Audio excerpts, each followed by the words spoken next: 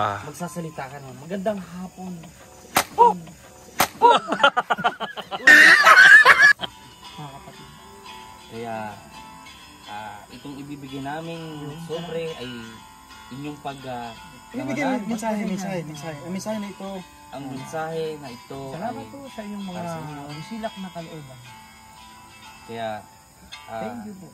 bibigay, asa na po yung sobre? Sa kanila na. Asa kanila? Sino tag-sandaan? Sandaan. Tag-sandaan sila. May 5,000 mas maganda. Thank you po talaga. Thank you. Salamat po. Thank you po.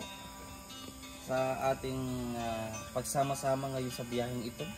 Salamat po sa pakikinig sa aming tugtugin. At naway pag-ingatan kayo sa inyong pagbiyahe sa malayong lugar. Ingat po kayo palagi. Kumain po kayo kapag nagugutom. Uminom ng tubig kapag nauuhaw. Tama yan. Pag walang makain, pwede mong humingi sa katabi. Basta ang sobre tag-sandaan. Basta ang sobre po, lagyan po natin.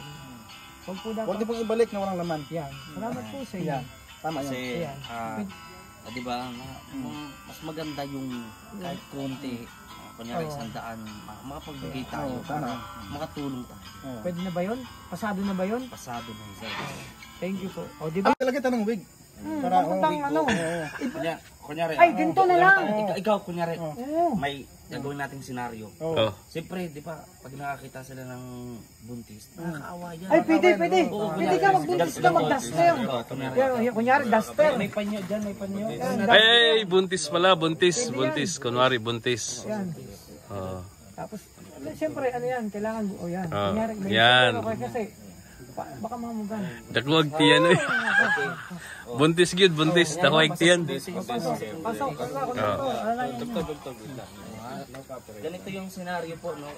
Ganyan. Practice lang po ito. Practice gagawin namin. Ganito yung senaryo niyan. Okay?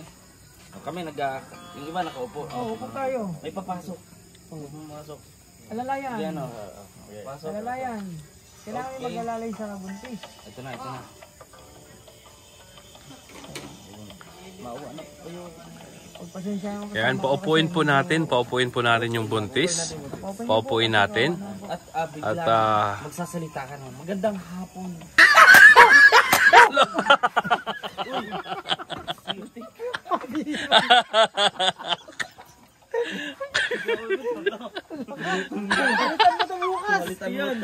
Ay, Leo, ano nangyari?